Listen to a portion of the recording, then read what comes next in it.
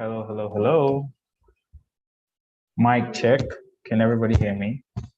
Just you can send a comment or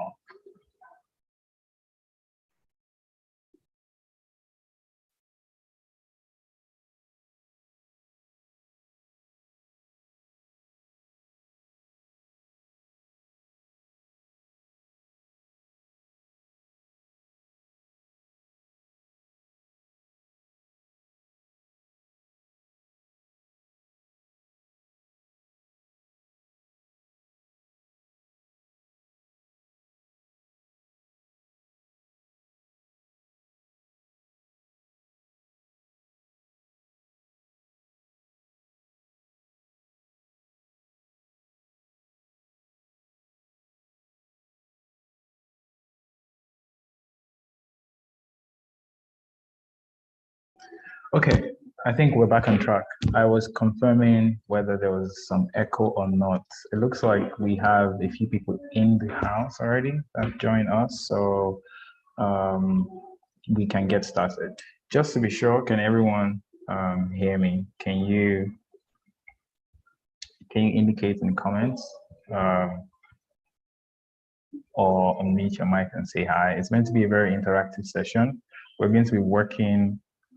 Okay, nice, nice. I'm getting some feedback from the people in the house. Awesome, awesome, awesome, awesome, awesome. Okay, so without further ado, let's get started.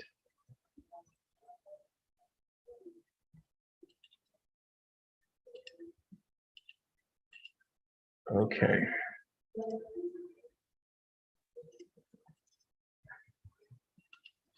I'm sharing my screen as well. Let me know if you can see that as well.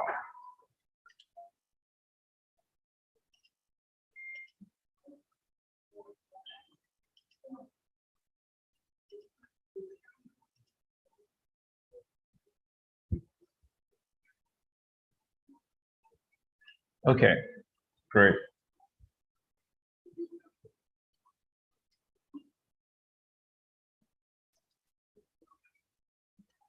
Great, great.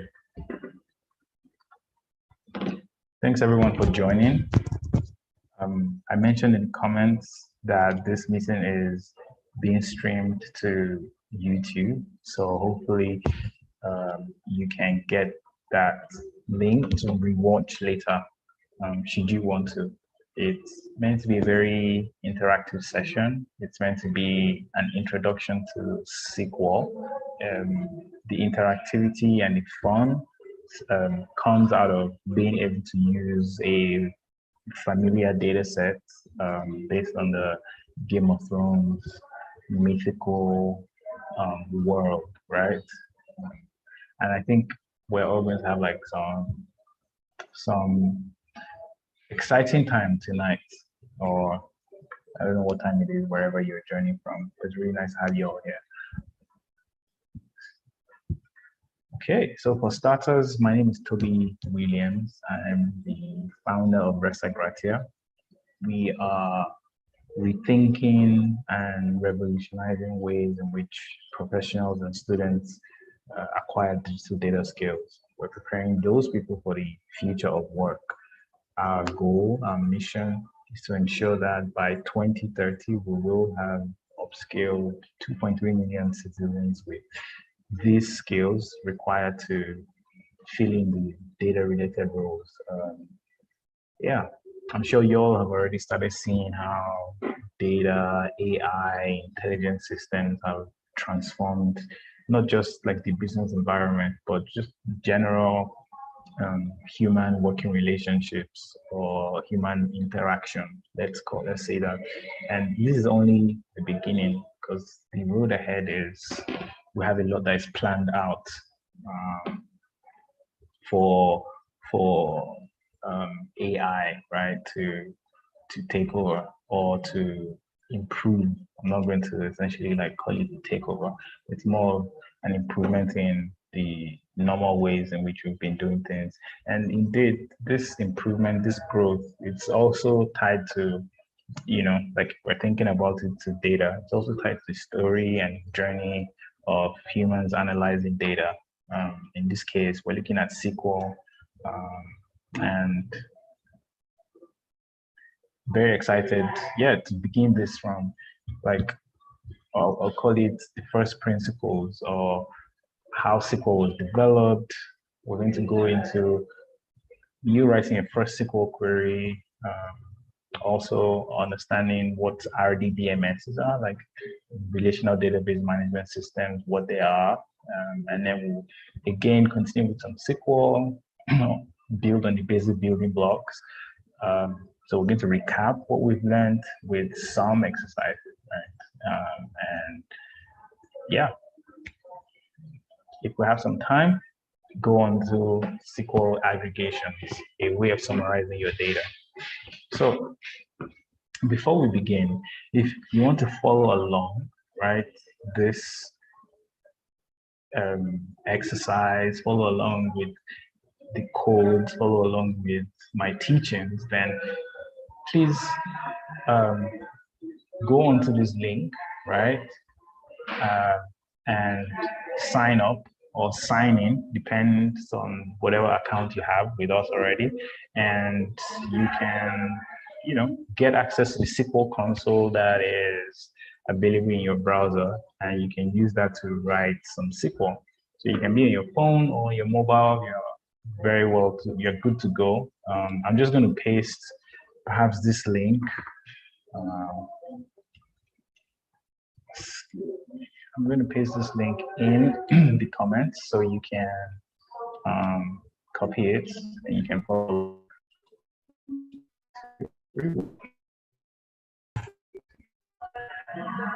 Of course, as well, it will also make sense, right, to ensure that the link to this document is actually shared. So let's share this link. Copy the link.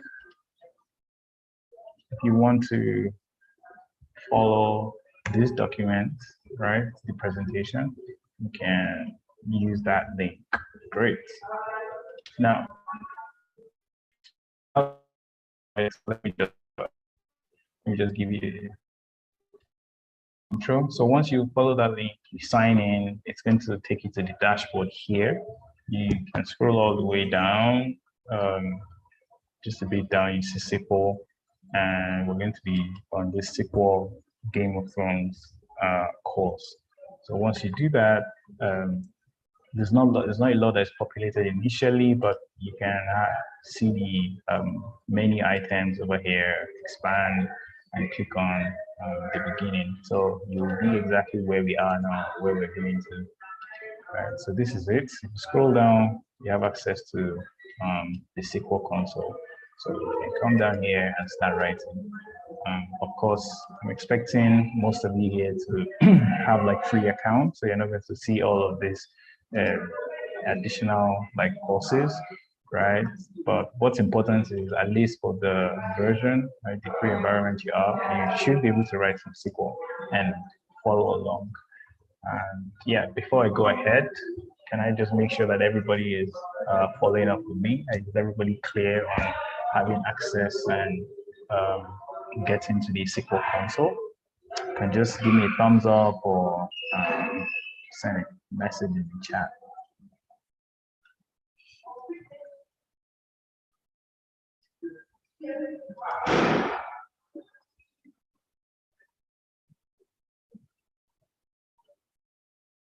Still waiting for some feedback from,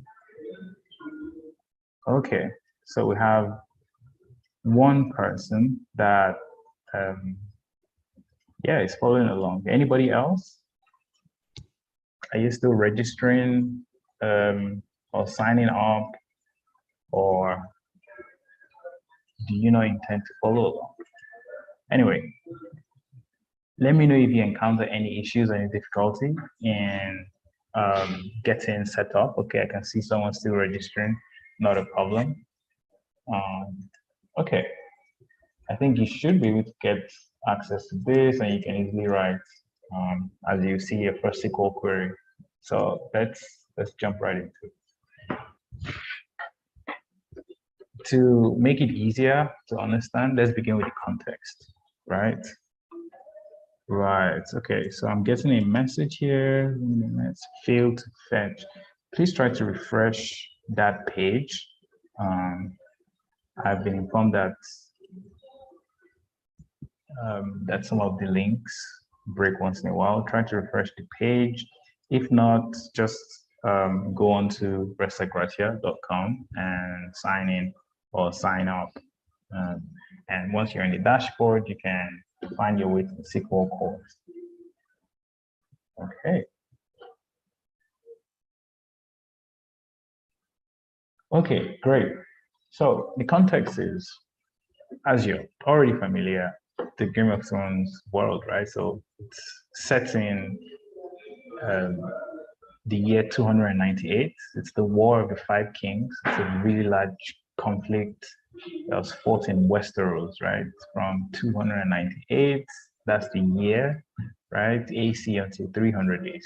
And as the name implies, over the course of the war, 5 men, they claimed the title of the king, from Joffrey to Joffrey Baratheon to Stannis and Renly.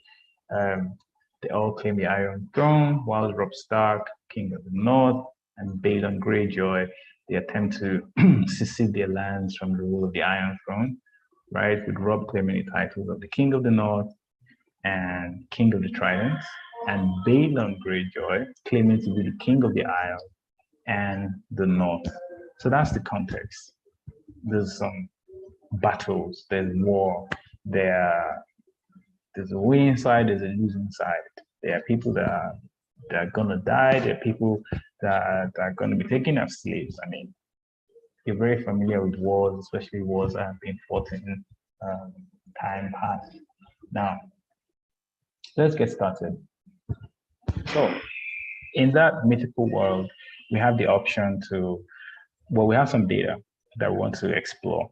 And we want to start seeing, oh, hey, like what type of data do we have regarding the mythical world of Westeros, regarding the battles and wars that are fought, right? So if you copy this code, right, and you paste it inside your SQL console, right, it will allow us to retrieve the record of the first battle, and we can analyze the additional information, the additional attributes that come with the results. So I'm going to copy this code, right, and come here and paste it like this.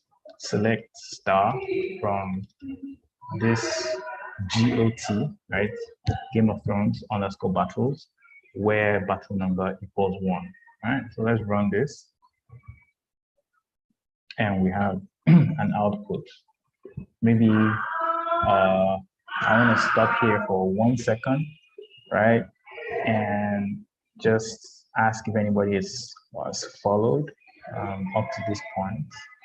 Has anyone followed up to this point? And are you able to run that query in your SQL console to retrieve an output? I'm waiting for at least one person to respond. Based on the number in here, that would be 20%, thereabouts. Anybody?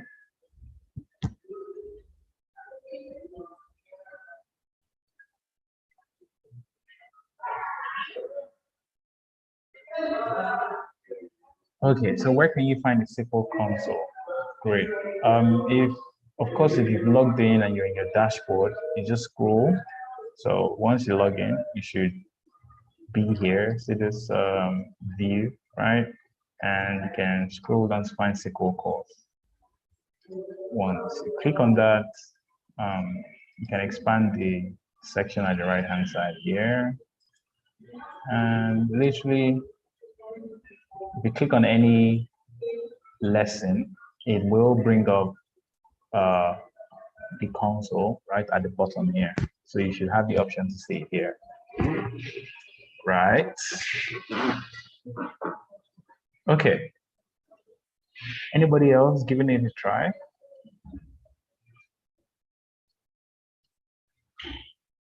So I'm going to copy this again, paste it here, and run.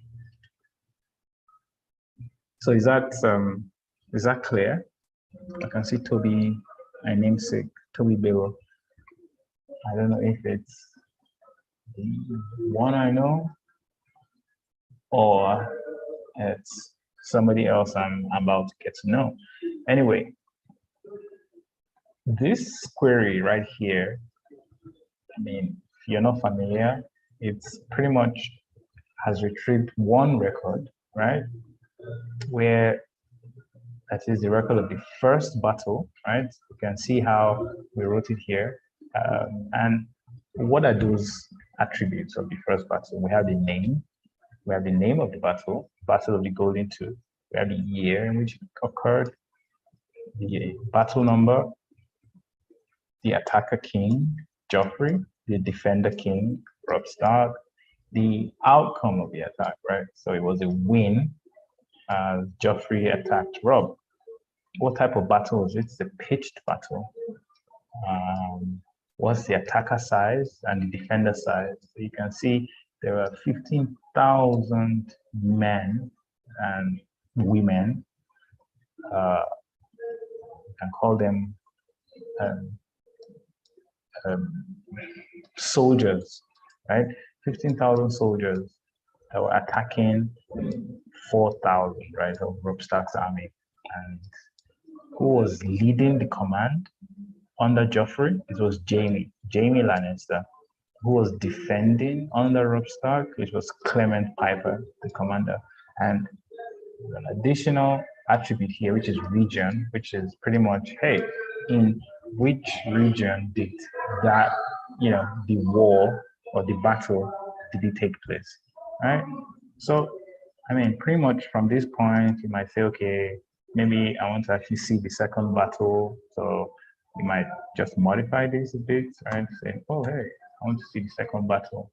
Then you click on that and look at that. It's modified and giving you a different output, right? Battle number 2, etc. So congratulations if you've been able to write this and extract the data. It's the beginning of your, I would say, your exposure, your journey in writing very, very beautiful syntax to answer questions in SQL. Okay. So pulse check. Anybody have any questions at this point after writing your first SQL query? Maybe any issues running the code in your console?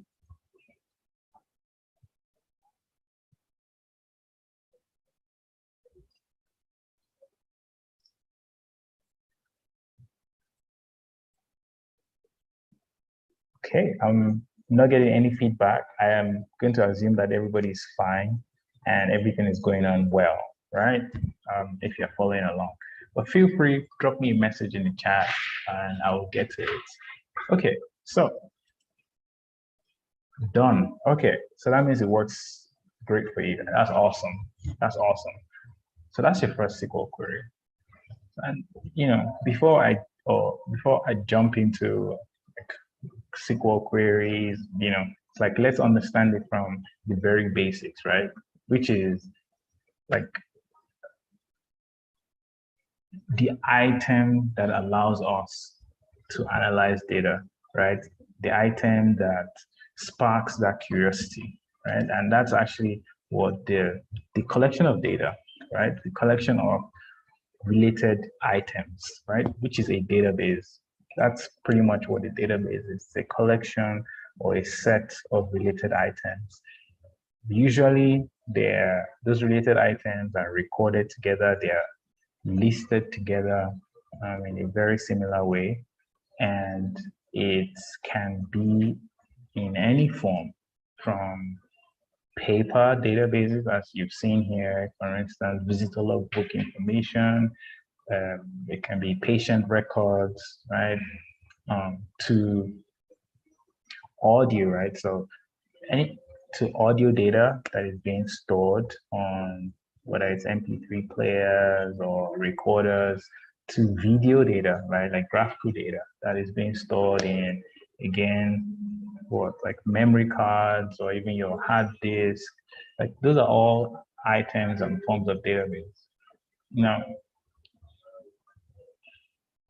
in the past, right, people used to have all of these paper databases, phone books, and whenever you needed to retrieve or find someone's name, you had to go look at a way in which, like a sort of index in which you can use to retrieve records faster. If someone asks you, oh, hey, I want to find out the house address of um, a Dennis Jr., right? You're like, oh, is Dennis first name or the last name? You say, okay, Dennis is the last name. So you go all the way to, you know, as you have in like dictionaries, you go all the way to like letter D, right? And then you start looking down from letter D, you start scrolling through D, A, D, B, D, C, D, E, or D, D, D, E all the way, right? Before you are able to find a Dennis. And then you want to ensure that the first name is Junior before you look under the the data to find their house address. As you can see that this is probably something that you can do um, if it's only a simple request, like once or twice or whatever. It becomes pretty boring the moment you scale up the demand. Imagine you wanted to retrieve 1,000 records. Do you hire more people to retrieve 1,000 records? Looking through those manual stuff. And along with so many other issues, right, that manual storage came with, like inaccuracies, like, oh, rats eating your paper, all those things. So man needed to find a more optimized and efficient way of storing and retrieving records. So this is what bore like the development of databases, and in particular, relational database management systems, right? So let me zoom in. And in the 1970s, a language, I think it was called DS Alpha, by a researcher in IBM laboratory, Dr. Cod. He developed that first language that allowed you to, retrieve, query, answer questions in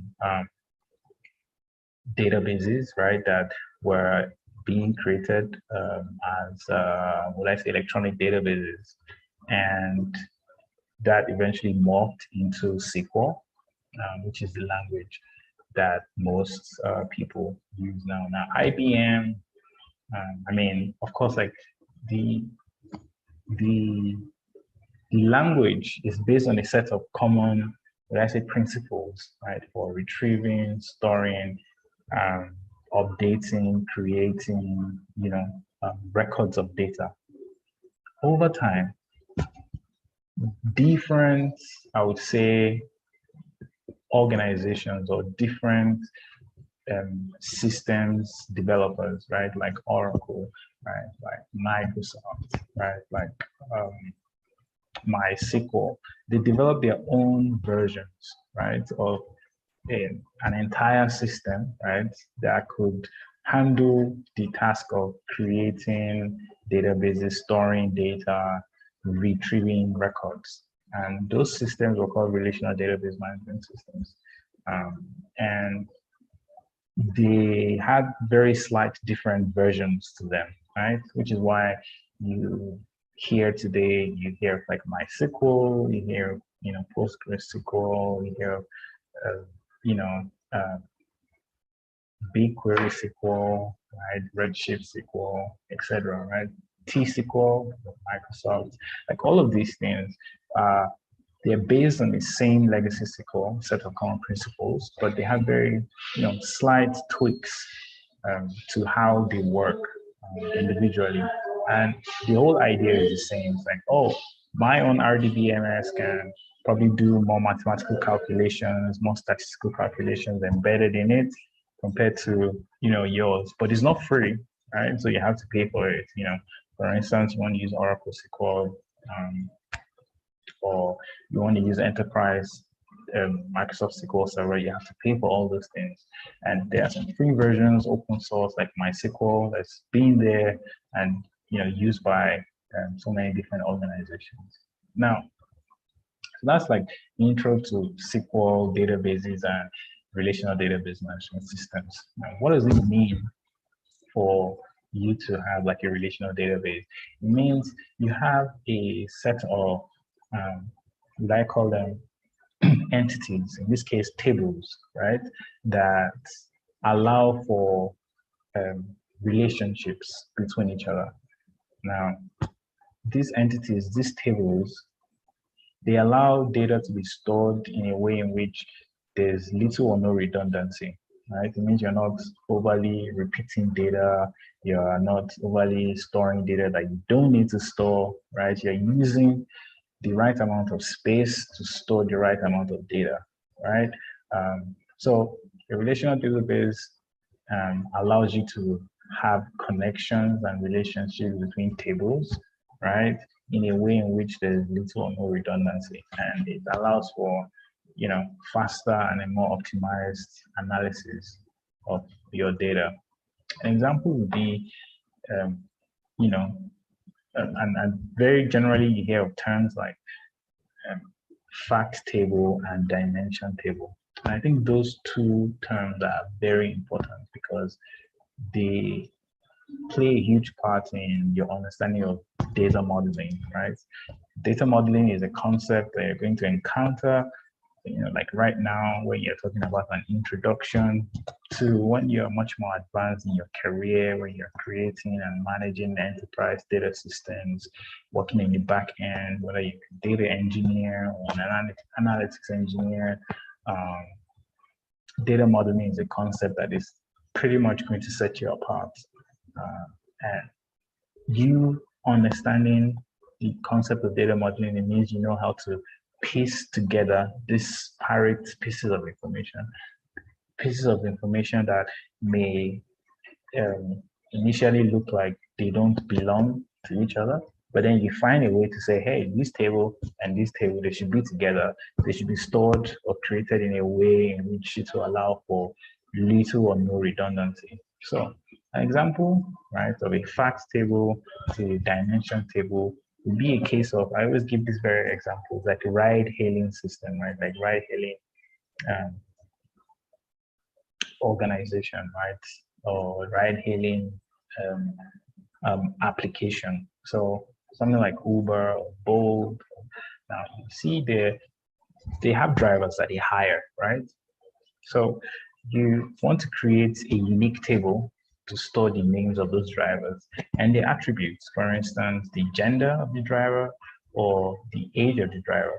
And then you always ensure that for tables like this, right, there's a unique ID for each driver, right? Because of course, two drivers might have the same names, Musa Ahmed, but they are not the same people, so they have to have a unique ID, something that clearly cannot be duplicated, right? So that's the table that you have over here.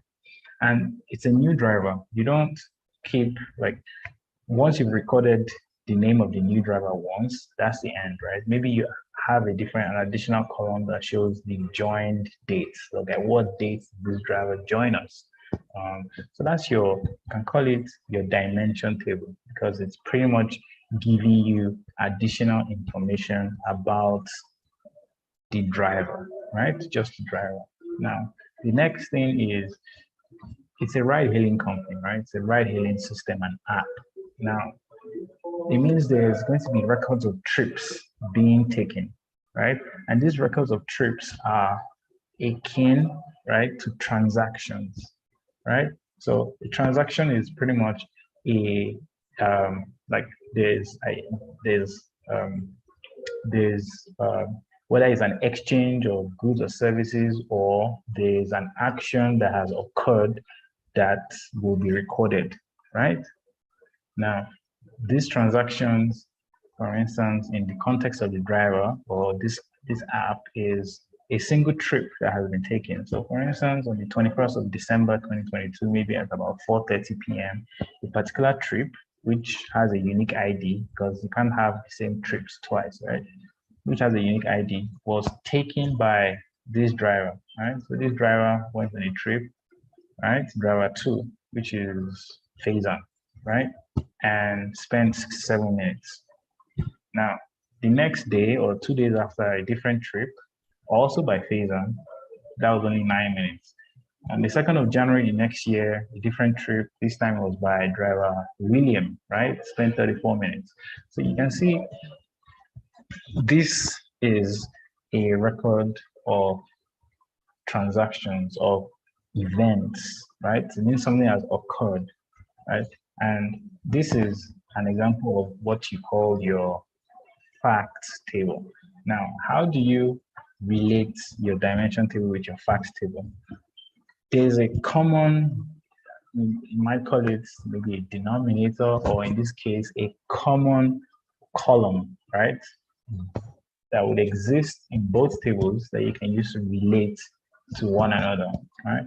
So here you have the driver ID in the driver details table, the dimension table, and you also have the driver ID in the facts table, which is the record of transactions.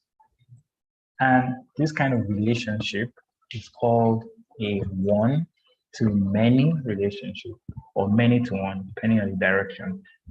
Don't get confused about it. It's very, very simple. I mentioned here that there can't be redundancy, right? So you don't record the name of the driver twice in the driver details, right? So that means there's only one of a particular driver in this table, but because the driver can take many trips, right? And you can record those trips over different periods of time. This is why the relationship between the driver ID in this column to the driver ID in this column is a one on this side to many on this side. Many one. Pulse check. How's everyone doing so far? Is it making, are you getting a better understanding of relational database management systems? Are you following up? Do you have any questions at this point? Okay. Okay. Okay, I see a hand up. Rogers, do you wanna unmute, or you wanna ask the question? You can type it, feel free.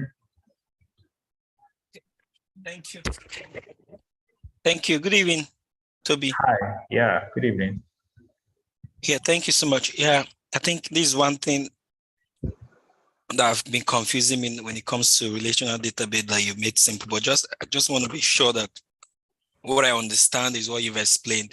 Are you saying that the dimension table is the table that kind of give informations or attributes of the I don't know the name to actually call it now, attributes of the foundations that will likely generate in other tables in subsequent times, like the fact table? Yes, thanks for that question, Rogers. I will say that the dimension table is definitely a table that gives you extended information, right? Based on one or multiple columns in your facts table, right? So whatever dimension table you have, there usually is a column, right? Within your fact table. So then you extract that column, and then you're pretty much expanding on it, giving it more information, more dimensions in a way. Yeah. That would be a simplified view of it, and you can probably take that as a rule of thumb. Building very great relationships, very great models, requires you to understand that, yeah, if, for instance, I extended um, there were additional columns in my fact table here, including things like destination, location, etc., right? Or maybe the type of car also. You can have a separate dimension table that is just telling you, maybe giving you more details about that car, right? So maybe it's car color, car mileage, car, for that car ID, right, that you included. So that would be a dimension table, giving you additional info on that column, car ID. Yeah. I hope that's clears it up. Yeah, thank you so much. Thank you. Like dimension table is like getting details of any likely fact table that will come. Any likely column in your fact table. Yeah. Okay. Thank you so much. Yeah. Pleasure. And there's a comment here, driver ID driver trip table is a foreign key column that is used to show referential integrity between the two tables. Yes, a very good data model is pretty much one that you can dive on referential integrity. It's like, imagine that you have a table in your database that is called driver details, and in the driver details, there's no driver ID at all, right? That's going to be very, very conflicting, especially when you're trying to analyze the facts table, the record of trips, and in that facts table, you are seeing driver ID there. So how do you then relate one table with each other? That's the points that have been summarized in there by Opayemi. Great. So I guess we can continue now, right? And move into like the basic building blocks. And there are three of them that I want to discuss: the select statement, the select block, the from block, and the where block, right? So we've come here and copy this code that you see here and go to my console. This code is meant to retrieve, so I'm going to come here and paste the code, right, and run it. There's a syntax error in battles. Syntax error near battle. Where's the error? From GT this, where battle. Okay. It's probably the transfer of this this quote symbol. Okay, so I fixed that. Bear in mind that you might have to modify the quote symbol. It acts weird when you copy and paste, so you might just have to modify that and change it to a different single quotes or double quotes. Single or double quotes work. So you can see if I change it to single quotes here, but you can see it's the straight single quotes, not the curly one. So if I do this and run it again, no issues. Yeah. Okay, so what did we just do here? This code that we just ran retrieved the first three records, right, from the Game of Thrones database, right, that had the battle type as pitched battle. That's what this code has done. But we're beginning with the select block, right? So what does the select block do? It allows us to specify the type of columns that we want to return and the number of columns that we want to return. So it allows us to specify the exact mathematical operation or the columns that we actually want to return in our analysis. So earlier on, we had used the asterisk, right? We wrote a select star from the GOT battles table, right? That asterisk was meant to say give me all the columns, right, in my table. But now we're saying, hey, I don't want all the columns. I want specific columns, right? So we're saying, give me the name, the year, the attacker king, the defender king, and the attacker outcome. And you can see those are the exact columns that were returned. Now, that's what the select block is for, right? So you can modify here. You can say, oh, hey, I actually just want the name, the year, and the attacker king, just these three, right? And then I run it again. You can see it returns only the name, year, and attacker king. You can come back here and say, oh, hey, I want more than that, right? I want also the region. I believe there was a column called region, right, where the battle took place. So if I run this, look at that. We can see additional data on the region, Westerlands, the Riverlands, right? So that's what the select block is for. In SQL, I want to add that you can perform mathematical operations, right? So you don't always have to return data from a specific table. So imagine I want to do like the sum of 2 and 3, right? Select 2 plus 3. If I run this, it gives me 5, right? So you can run like mathematical operations. You can say select 2 plus 3.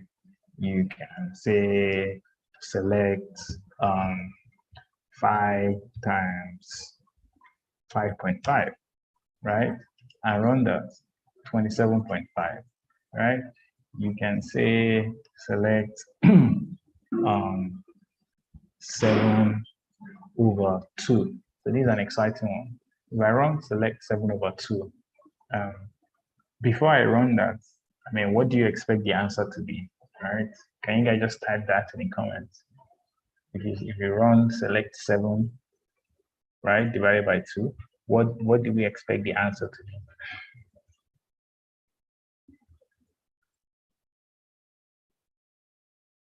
Anybody?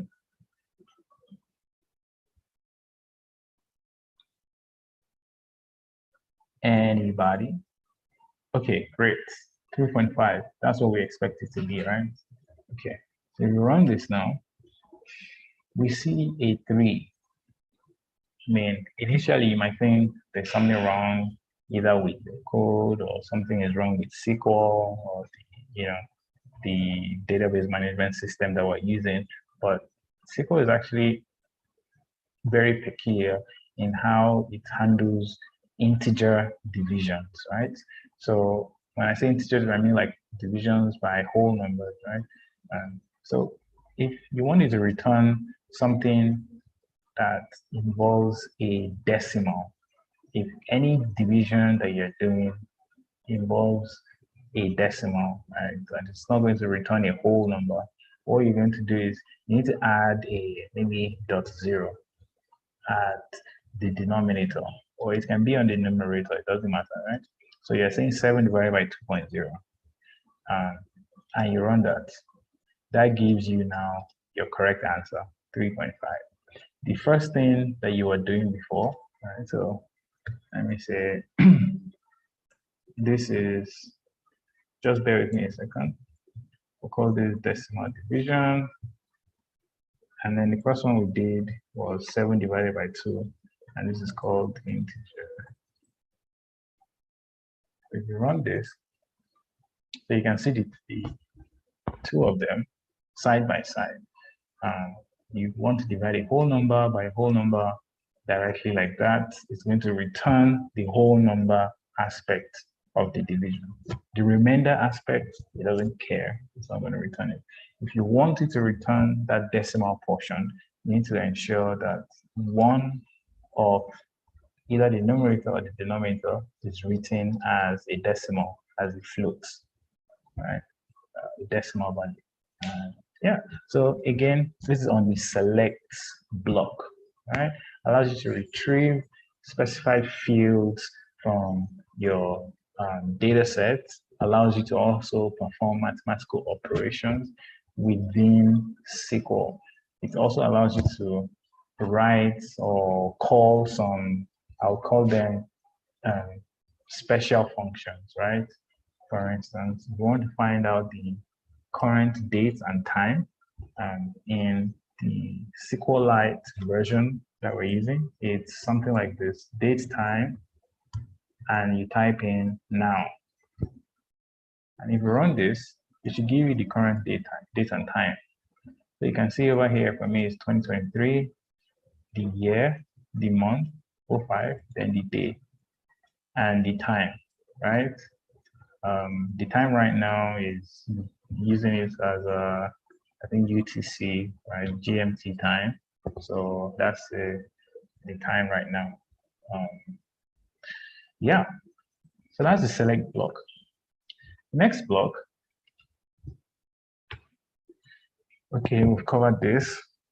The next block is the from block, right? Which we already know. The from block is pretty much just allows you to specify the table that you're retrieving data from, right? So initially we typed this code, right? We said select all from, and our table is what GOT battles, right? And maybe let's show the first 5 rows in that table. So have a look at this. Again, we use select star, right? So this is the table, GOT battle, and we're retrieving the first 5 records. So it's really large, like how many columns? 3, 6, 9, 10, 11, like 12 columns. You can also say, hey, I wouldn't advise this, right? To say, hey, you don't want to limit anything. You want to see the full data set. It's bad practice. Surely, if you're working with a huge data set, maybe hundreds, tens of millions of rows, you don't ever want to not limit the output of your data. So if I run this, you can scroll down to see, right, the extent of the data and what is in there. When we get to aggregation functions or aggregations, you can actually see how you can quickly sort of summarize this data, count the number of rows, look for missing values, etc. So yeah, that's the from block. Specify the table that you want to pull from. If you're taking the course in chapter 2, you see there's a different data set. It's called the Game of Thrones deaths, right? It's a list of character deaths, how they died, etc. And the table is what? GDEATS, right? So let me limit to first 5 rows of that as well, and run this. So you can see this. It's a different table giving you the name, the allegiance, what house is that character, the role, the year in which they died, whether or not the character was noble, just a 1 or 0, whether it's a male, right, 1 or 0, the season in which they died, the episode, and how that character died. For instance, this was Will of the Night's Watch was beheaded by Ned for desertion, etc. Right? So from also allows you to specify the table from which you want to pull data. Now, the final block is the where, right? The where. So in the where, let me just copy this. In the where block, let me run this and paste this. No such column siege. Okay, so again, look at that. I need to show, change the quotes around it and run this again. Fantastic.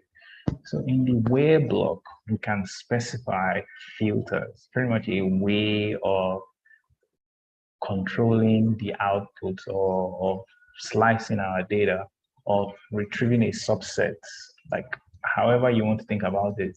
Filters allow you greater flexibility and control over the outputs that you want to display. They can also allow you or help you to search for things much faster. Anyway, the example here is, for instance, retrieving the name, the year, the attacker king, the attacker outcome, those 4 columns from our Game of Thrones battles table. And in my where clause, it's specifying that the battle type, which is a column in that same table, should be siege, right? The battle type should be siege. If you spend more time on the data set, you see that there are different types of battle, right? Like pitched battle, you have the siege, you have the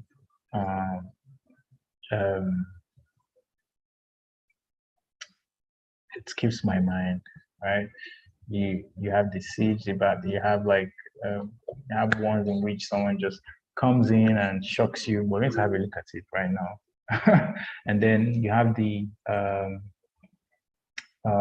attacker size, right? You're specifying a different filter here. You're saying showing for only battles where the attacker size was definitely greater than 3,000, right? So those are the 2 filters here. The battle type is this. The attacker size is greater than 3,000. You can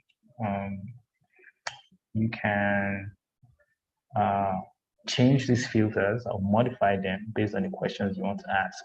So for instance, a question I want to ask now is, what are the types of battles, right, that we have in the Game of Thrones data set? What are the types of battles that we have? So how do we get that? If you want to, so how do we get that? There's a keyword, right, known as the distinct keyword that allows you to retrieve unique values from the column that you specify, right? So we use the distinct keyword, right, on what column? Battle type. Type. That's a column from our Game of Thrones battles that we want to use. So if we run this, this gives us just unique values in battle type column from our Game of Thrones battles table. So the word I was looking for then was ambush. I was saying sneak up on you. But yeah, ambush seemed to be like one of the ways in which wars were won, right, as well. And then there's reason. As a curious analyst, you might want to know, oh, what's that about, but again, that's outside the scope of today. So still back to filters, right? Your filters, your where clause, right? It goes after the from, right? So those are when I'm talking about the 3 basic building blocks: select, where, select from, and where, right? It goes where clause goes after you have specified your table, and then you're filtering the outputs of that table. An example of a filter or a question could be, I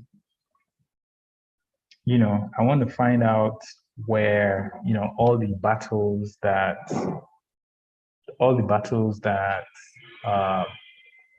Jaime Lannister, right, for instance, was involved in. So that's one character that is available in this data set. And you want to say, oh, can I find out battles where Jaime Lannister was actually involved? So you can say, hey, so let's just say select all from here. Let me limit to maybe the first 10 rows so we can have a look at the data that we're playing with. So attacker size, I'm just going to scroll a little bit here. Jaime Lannister's name either showed up as, whether he was an attacker as a commander or he was a defender as a commander. One thing we can do is say, hey, let's actually just look for areas in which he was, the attacker commander. There are also instances in which he wasn't the only commander. right? So here, for instance, in this battle, this pitched battle, it was one of the commanders, right? Because there was another character called Andros Brax, who was also a character. So what can we do in that instance? You can say maybe initially you want to say, hey, select all, right? Like give me the list, the records of battles where the attacker commander equals, right? And since we're commanding, I mean, we're referencing a text value, we will put it in quotes.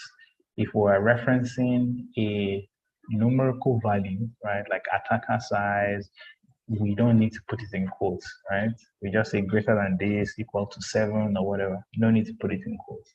But here we're referencing a text value. So we'll say Jamie Lannister, like so.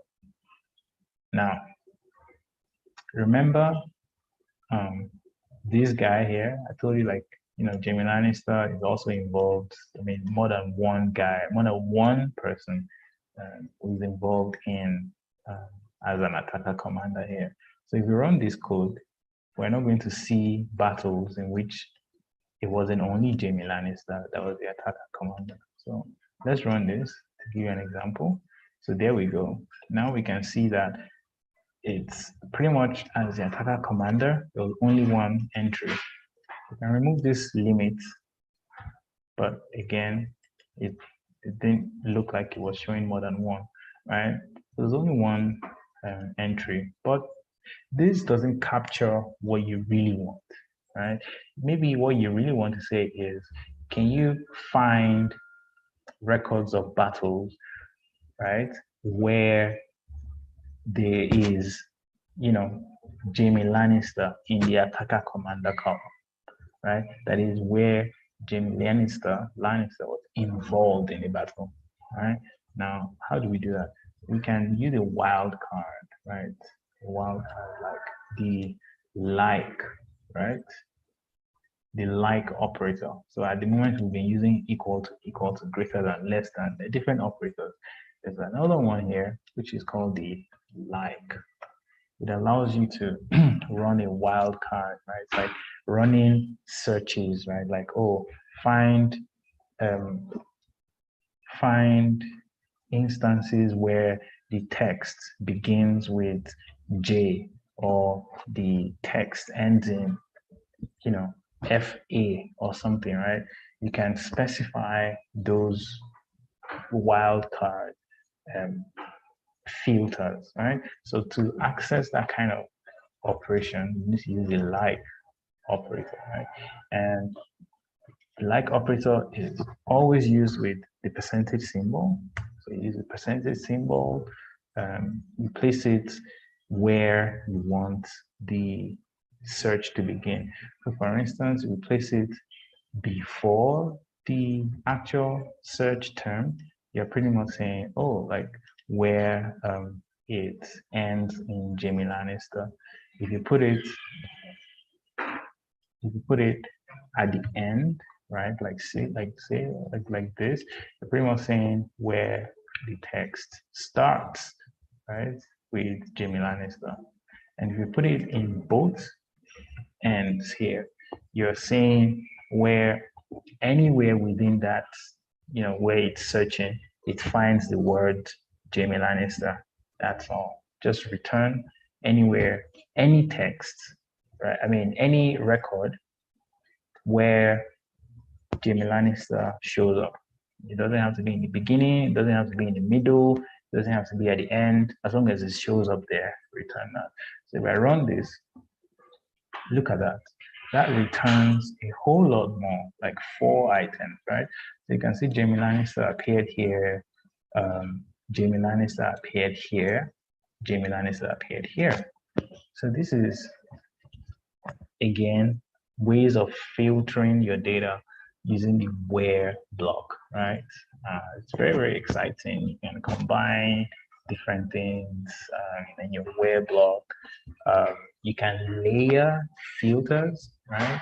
So you can layer filters. So for instance, you can say, oh, where attacker commander is like Jamie Lannister, and maybe you only want battles where the attacker size is over 3,000. So you layer your commands, and the operator that you can use in this instance is you can have an AND operator. So both conditions must be true in that AND operator, or you have the OR operator in which either one of those conditions must be satisfied. In this case, we want to have both conditions satisfied. That is, it has to be like Jamie Lannister, and the attacker size has to be over 10,000, for instance. So we'll say, and attacker size is greater than 10,000, or let's say greater than or equal to 10,000. And if we run this, it will issue you with results of battles that Lannister, Jamie, and Lannister 4N, where there was a decent attacker size of over 10,000. Yeah. So, pulse check. So far, how's that been?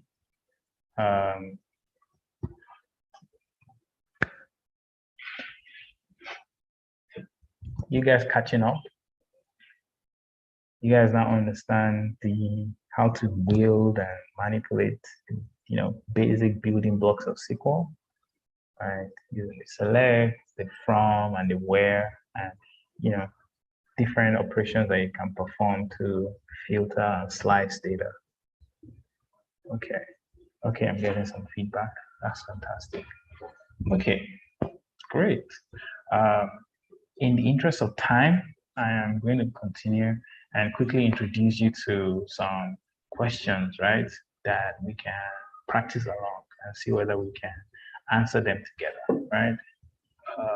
You can, of course, you're already in the SQL, you have the SQL console, right? So we can go ahead and practice this together, and we'll wrap up the session and we'll call it a night.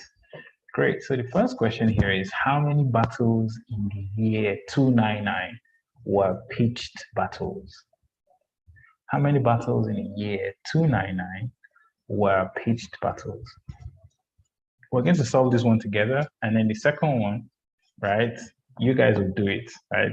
Let's see if anyone on second, third, you guys will do it. You can add the answers in the comments, and let's have an interactive session. So how many battles in the year 299 were pitched battles? How would I go about that? Using only the basics that we have learned. How many battles in the year 299 were pitched battles? I see like two filters there. The first is year equals 299. So I can say, okay, let me see all the records where the year, so where year equals 299. And battle type is what? Pitched battle. And battle type equals pitched battle. Battle type, pitched battle, year 299. Let's run that. How many battles in year 299 were pitched battles? I would say 1, 2, 3, 4, 5, 6, 7, 8. Just about 8 battles in that year were pitched battles. Right? Again, we're using only the basic building blocks here to answer these questions, isn't it? Each record here is a battle, right? So 1, 2, 3, 4, 5, 6, 7, 8. Does everyone agree? Do you agree with 8? 8 battles?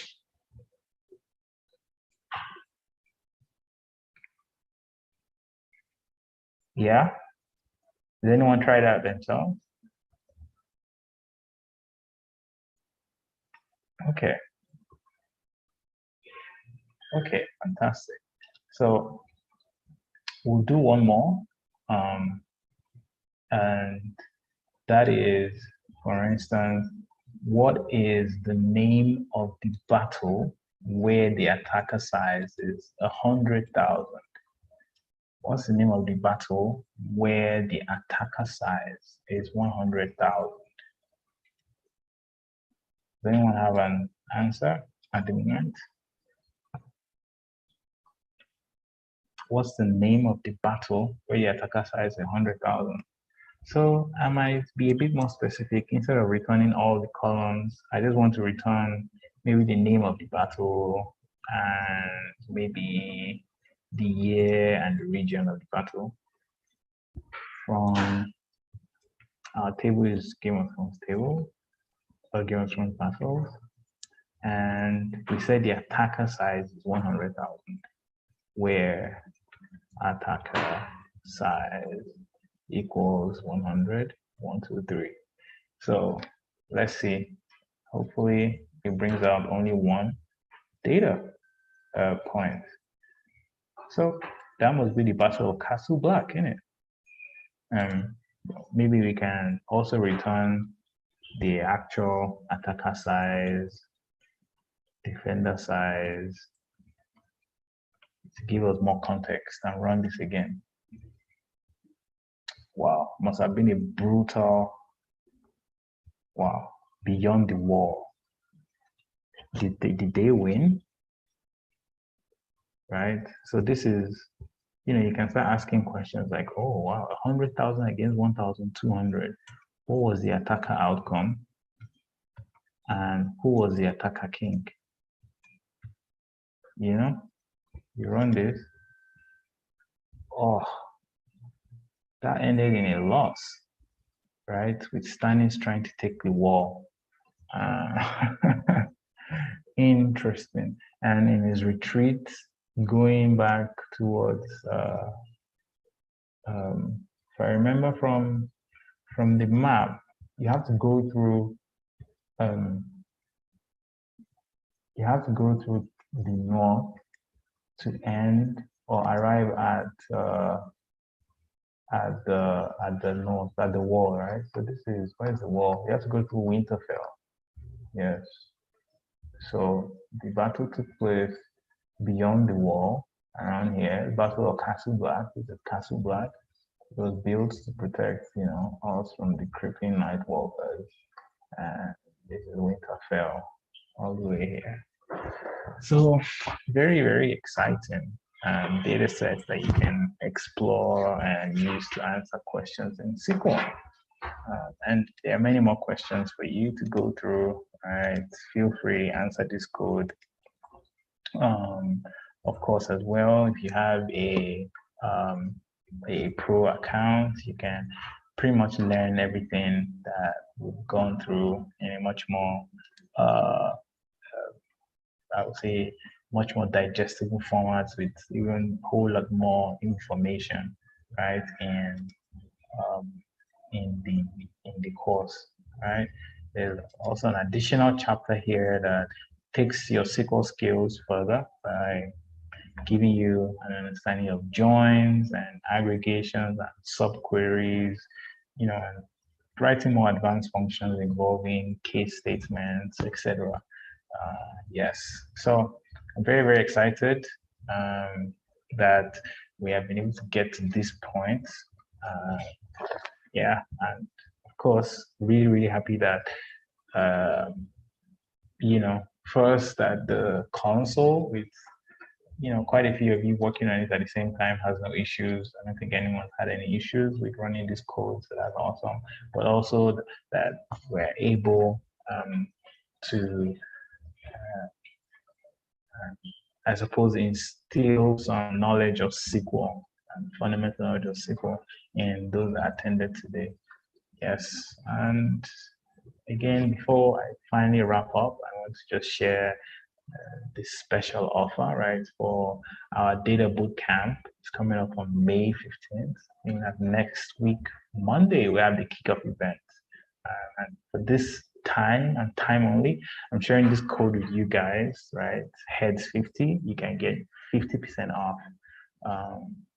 Feel free to share with your friend. It's valid today, Monday, May 8th. Yeah, you get a 50% off. And feel free to refer a friend as well, or someone that will benefit from this course. We'll be very, very happy to give you free access to additional content on our platform. Yes, so very, very glad to have you guys here. I don't know if you have any questions at this point.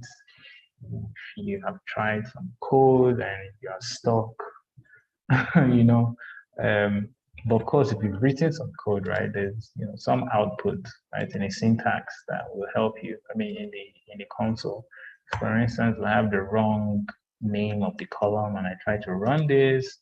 It should generate an output saying, "Hey, no such column, attacker size without E." Right, so you can go in there and try to modify your code and generate the correct response.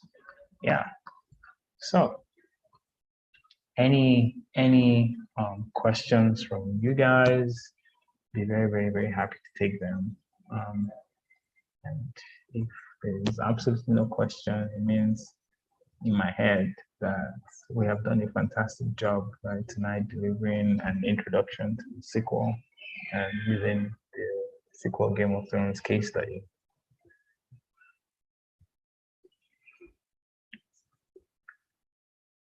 Okay. All right. Yeah, and feel free as well to type it in chat. Great. So thank you so much, everybody. It's been a wonderful pleasure hosting you tonight. Yeah, thank you. Thank you too. Yeah. So cheers a lot. Cheers a lot. Cheers, guys. Catch you later. Yeah, bye. Yeah, bye.